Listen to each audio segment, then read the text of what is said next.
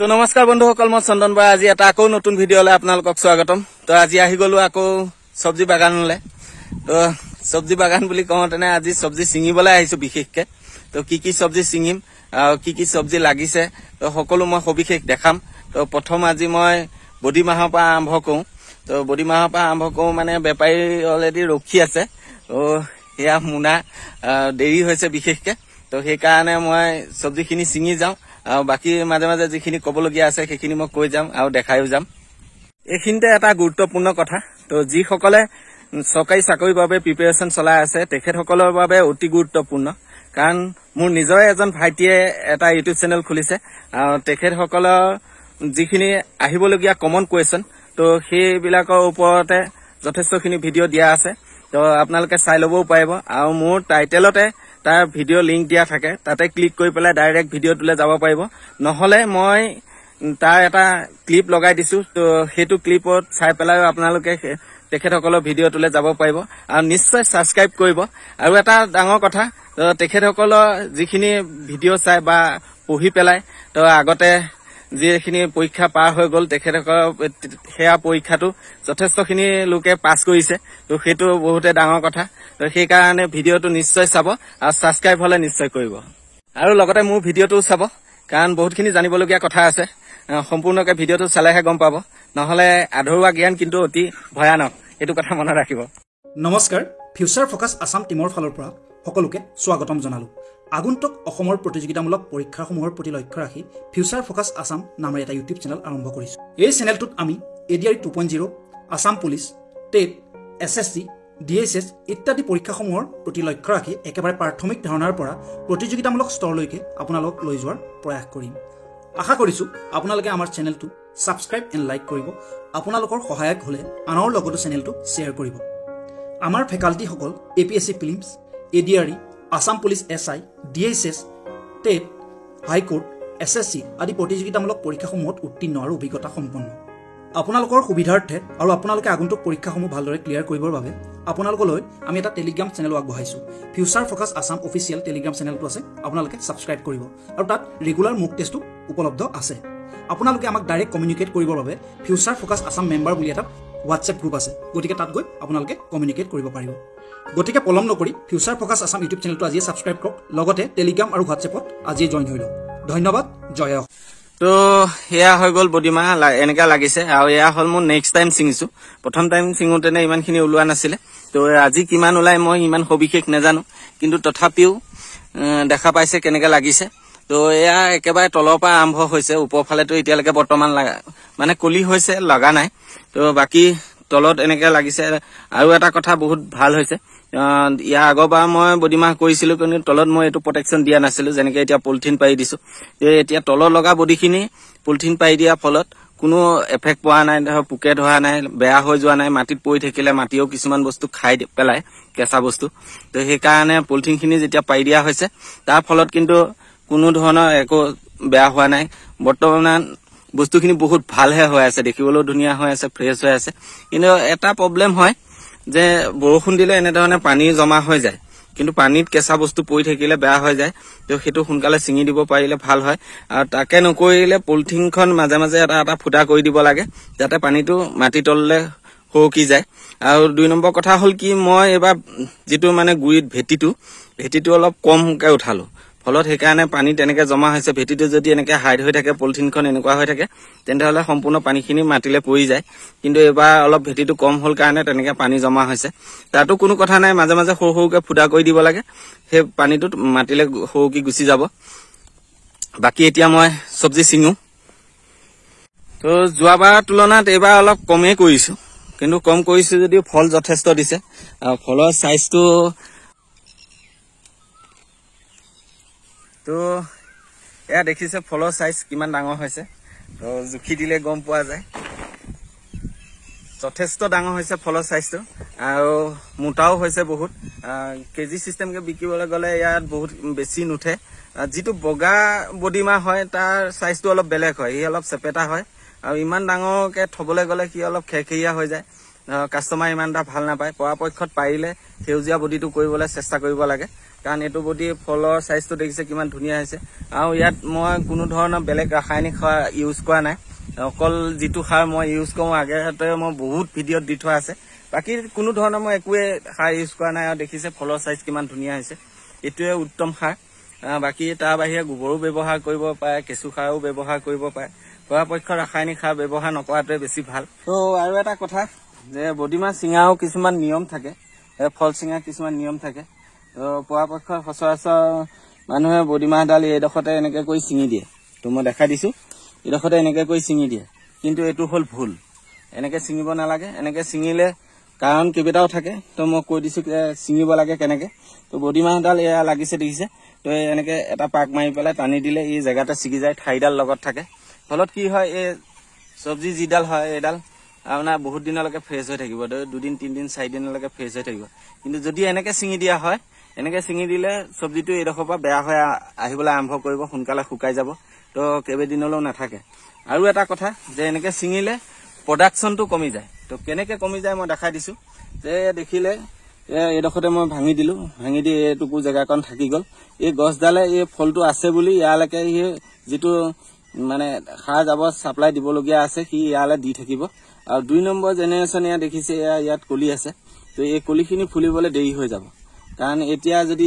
ইয়াতে এনেকৈ ছিঙি দিলোঁ তেতিয়া গছডালে গম পায় যে মোৰ গুটি সেই দুটা নাই আৰু নেক্সট জেনেৰেশ্যনটো মই ফুলাবলৈ আৰম্ভ কৰোঁ সোনকালে তো তেনেকুৱা ধৰণৰ তো সোনকালে ই ফুলিব ফলত আকৌ ফল লাগিব তো এইটো ইয়াতে শেষ হৈ গ'ল তো এই বডিমাহৰ এডাল ঠাইতে এই ফুলি ফুলি লাগি লাগি গৈ থাকে যদি এনেকৈ ভাঙি ভাঙি ছিঙা হয় তেতিয়াহ'লে এই ফুলখিনি লাষ্টত কমি যাবগৈ কমি যোৱাৰ ফলত ইয়াত গুটি নালাগে আকৌ বেলেগ জেগাতহে গুটি লাগিব কিন্তু এতিয়া এনেকৈ ছিঙি দিয়াৰ ফলত তো ইয়াতে এতিয়া আকৌ গুটি লাগিবলৈ আৰম্ভ হ'ব ইয়াত ফুল ওলাই আছে নতুনকৈ আকৌ তো এইখিনি যেতিয়া ছিঙি দিলোঁ এইখিনি ফুলখিনি সোনকালে ওলাবলৈ আৰম্ভ কৰিব তো সেইকাৰণে এইটো পদ্ধতিত ছিঙিব লাগে তো এনেকৈ ছিঙাটো এইটো ভুল দুটা কাৰণতে ভুল 1 নম্বৰ কথা হ'ল চব্জিটো সোনকালে বেয়া হৈ যায় কাৰণ লগত ঠাইডাল নাথাকে আৰু 2 নম্বৰ কথা হ'ল গছজোপাৰ তো প্ৰডাকশ্যনটো কমি যায় তো ছিঙাৰ চিষ্টেম হ'ল এইটোৱে তো এয়া হৈ গ'ল কেৰেলা আৰু কেৰেলা মই সম্পূৰ্ণ হেন্দালিখন দি হোৱা নাই তো ফলত কেৰেলাখিনিৰ গতি কেনেকুৱা হৈছে মই দেখাই দিছোঁ তো এয়া দেখিছে এয়া সাৰ জাবৰ দি আজৰি আৰু কেৰেলাখিনি বৰ্তমান বৰষুণ পাই গ'ল এনেকুৱাকৈ বাঢ়িছে তো তললৈ কিমান ডাল বগাই গৈছে ঠিকাত নাই এইখিনি উঠাই দিব লাগিব আৰু কেৰেলাখিনি মোটামুটি ফল অহা আৰম্ভ হৈ গৈছে তো এনেধৰণৰ ফল আহিছে এয়া তো এইবিলাক তলতে আহিছে কিছুমান ফল বিশেষকৈ কেৰেলা জিকা এইবিলাক ছাইড ব্ৰাঞ্চবিলাকত সিহঁতৰ গুটিটো বেছিকৈ লাগে তো মেইন গছডালৰ কাম হ'ল কি সিহঁতে গুটি প্ৰডাকশ্যনটো কম দিয়ে ফলত সিহঁতে গুটি প্ৰডাকশ্যনটো কম দিলে সিহঁতে ছাইড যিবিলাক ডাল ওলায় পোখা ওলায় তো সেইবিলাক বেছি প্ৰডাকশ্যন কৰে আৰু সেইবিলাকত গুটি লগাটো বেছি হয় তো তেনেধৰণে চাবলৈ গ'লে ইয়াৰ ছাইড ব্ৰাঞ্চ বহুত বেছি ওলাইছে ফলত হয়তো সময়ত সিহঁতে বহুতেই ফল দিব আৰু এটা কথা যে মই চাপৰ বডি দিছিলোঁ বুলি কৈছিলোঁ তো এয়া হ'ল চাপৰ বডি ইয়াত কোনো ধৰণৰ জেং নালাগে জেং নলগা কাৰণ হ'ল কি সিহঁতে চাপৰতে লাগে আৰু ইয়াৰ যিডাল গুটি লগা তো গুটি লগা সিহঁতৰ ঠাইডাল ওপৰলৈ উঠি আহে আৰু তাতে গুটি লাগে গুটি লাগি পেলাই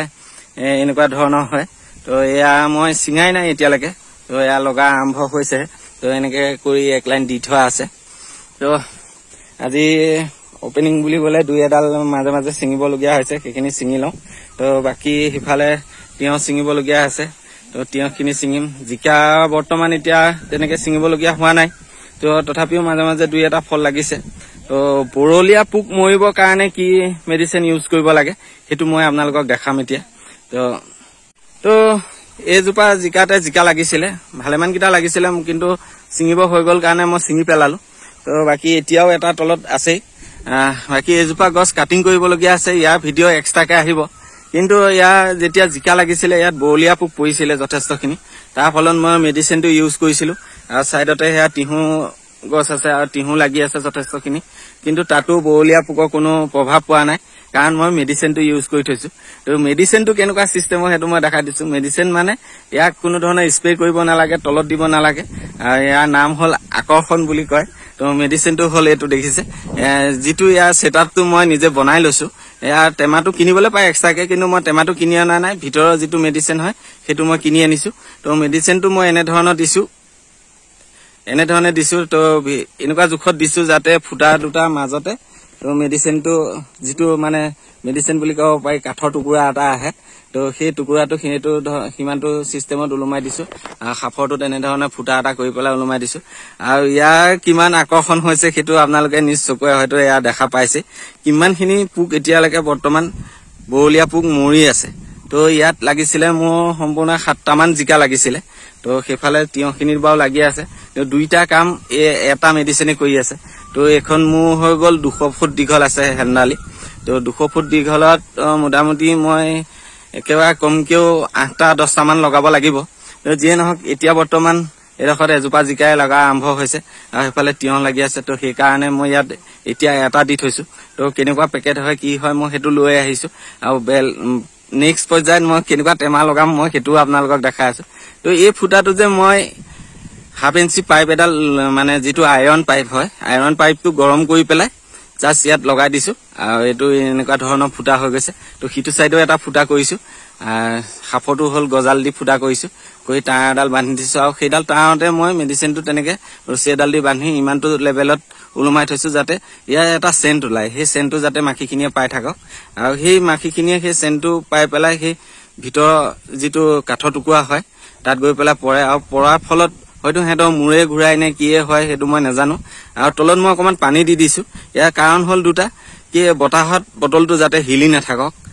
1 নম্বৰ কাৰণ হ'ল সেইটো আৰু 2 নম্বৰ কাৰণ হ'ল কি মেডিচিনটো খাই পেলাই সিহঁতে মূৰ ঘূৰাই তললৈ পৰিলে পানীত পৰিব আৰু পানীত পৰাৰ ফলত সি কেতিয়াও উঠি আহিব নোৱাৰে তো সেইটো কাৰণে দিয়া হৈছে আপোনালোকে দেখা পাইছে এতিয়াও বৰলীয়া পোক বটলটোত কিমানখিনি পৰি আছে যেনেকে জিকা ভোল তিয়হ কোমোৰা লাও এনেকে ফুটা কৰি পেলাই এনেকে বৰলীয়া পোক পৰি থাকে তো তেনেধৰণে এতিয়া বটলটো পৰি আছে আৰু বাকী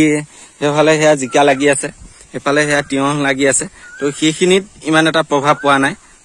ইমান এটা বুলি ক'বলৈ নাই এতিয়ালৈকে বৰ্তমান যিখিনি চব্জি মানে এতিয়া লাগি আছে তো সেইখিনিত এতিয়ালৈকে বৰলীয়া পোকে এটেক কৰা নাই কাৰণ গোটেইখিনি পোক আহি ইয়াতে এয়া মৰিছেহি তো সেয়াই বাকী হৈ গ'ল এয়া তিয়হ মই এয়া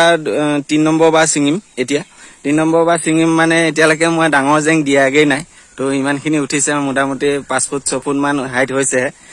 ইয়াৰ আগৰবাৰ সৰু হৈ আছিলে তো সৰু হৈ থাকোঁতে যথেষ্টখিনি তিয়হ লাগি আছিলে গছবিলাক দেখিবলৈ বিৰাটে ধুনীয়া লাগিছিলে তো এতিয়া অলপ ওখ হ'লেও কোনো কথা নাই প্ৰডাকশ্যন বহুত ধুনীয়া হৈছে তো এজোপা হৈ গ'ল তিয়হৰ ভৰতে তললৈ নামিয়ে আহিছে মোটামুটি যিয়ে নহওক এইখিনি জেং দিব লাগিব আৰু বৰ্তমান মই এতিয়া এইখিনি চব্জিখিনি ছিঙি লওঁ কাৰণ বেপাৰী ৰখি আছে আৰু নিবলৈ তো পেকেটত আহে সেইটো দেখা পাইছে আকৰ্ষণ বুলি লিখা আছে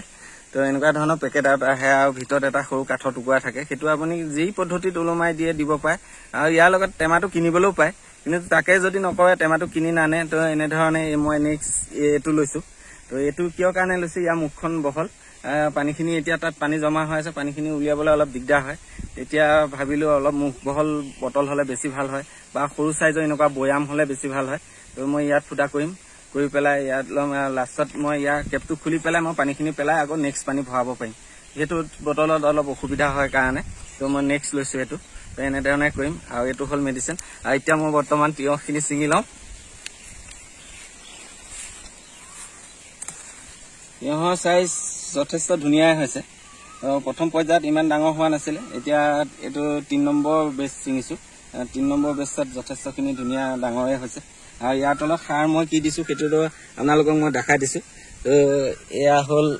ব্ৰইলাৰ গু দিয়া আছে আৰু ইয়াৰ ওপৰত মই এটা মাটি প্ৰলেপ দি দিছোঁ এয়া মাটি প্ৰলেপ দিয়াৰ কাৰণটো কি হ'ল তেতিয়া শিপাখিনি ইমান ওপৰলৈকে উঠি যাব উঠি গ'লে সিহঁতে সম্পূৰ্ণ সাৰখিনি খাবলৈ পাব তো সেইটো কাৰণে দিয়া হৈছে এনেধৰণে মাটি অকল শুকান ব্ৰইলাৰ গুটো দি থ'লে পাছত সেই মানে ওপৰটো ড্ৰাই হৈ থাকে কিন্তু এইটো যদি মাটি দি ঢাকি দিয়া হয় তেনেহ'লে সেই ব্ৰইলাৰ গুটো ভিজি থাকে আৰু তালৈকে শিপাটো আহি খাব পাৰে আৰু পৰাপক্ষত ব্ৰইলাৰ গু যদি ইউজ কৰে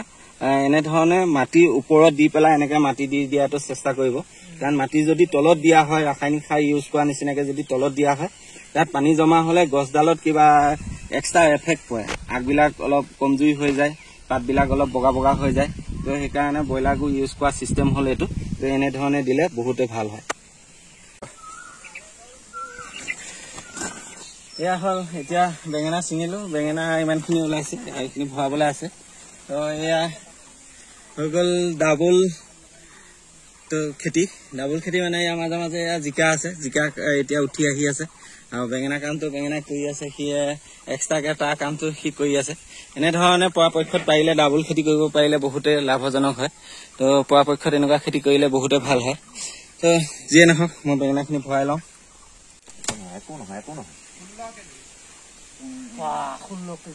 কেজি হৈ গ'ল। 16 কেজি এটা কেজি 15 কেজি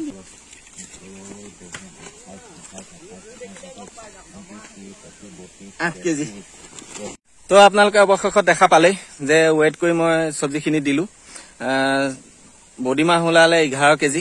তো বেঙেনা ওলালে 16 কেজি আৰু তিয়ঁহ মাত্ৰ ছজোপা